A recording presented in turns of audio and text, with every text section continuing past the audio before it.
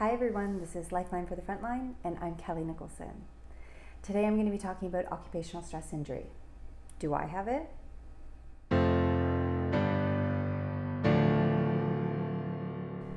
What interferes with our ability and our desire to address when we're not coping well? There's two things that I wanted to talk about. The first one is stigma, but I'm going to talk about it in more detail in the next video. The second thing is recognition. Recognizing in ourselves when we're struggling or having an issue with mental health is a really difficult thing to do. And so we can have all the psychoeducation that we want. And in the first video, the occupational stress injury, what is it? I talk about all the details of what it's like for occupational stress injury. And I post a link so that you can get more information about what the signs and symptoms are. And we can have all that information, and still there's a disconnect between the information that we know and seeing it in ourselves and making that connection between when we're really struggling with those same things that we know.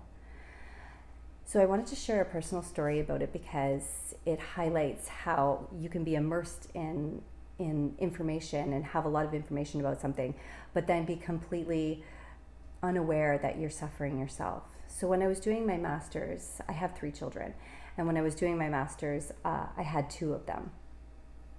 And during that time, I was crying a lot for no reason, and I was snapping at my family members, and there's even portions of time that I don't remember because I was just going through the motions. And it wasn't until years later that I looked back and I was like, I was suffering from postpartum, of course. All the signs and symptoms were there, but I didn't recognize it. Even though I was eating, sleeping, and breathing mental health at the time because I was in my master's, I was talking about mental health, we were doing projects on it, we even talked about postpartum.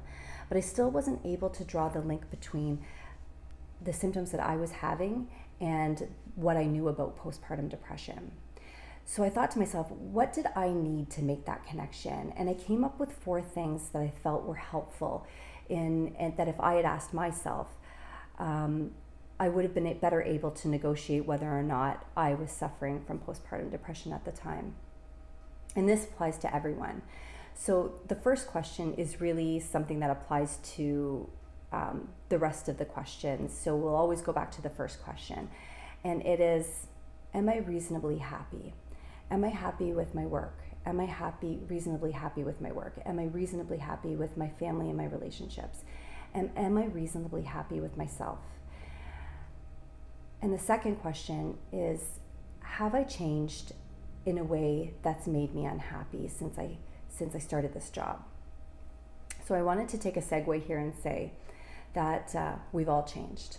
We've all changed as a result of this job. You can't see the things that we see and do the things that we do without having it change you on a very visceral level.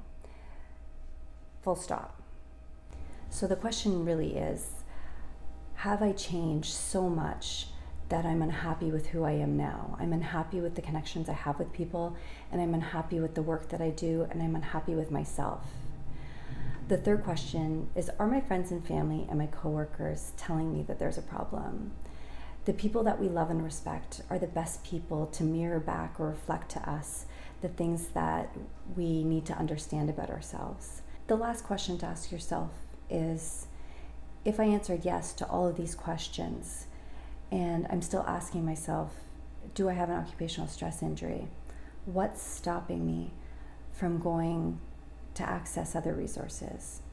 And that's going to be the lead into the next video about stigma.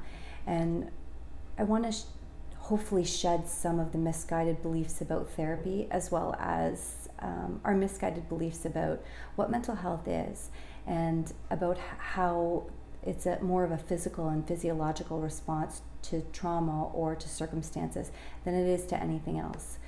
So stay tuned, and for more information or to book an appointment, please visit mylifeline.ca. And again, thanks for watching.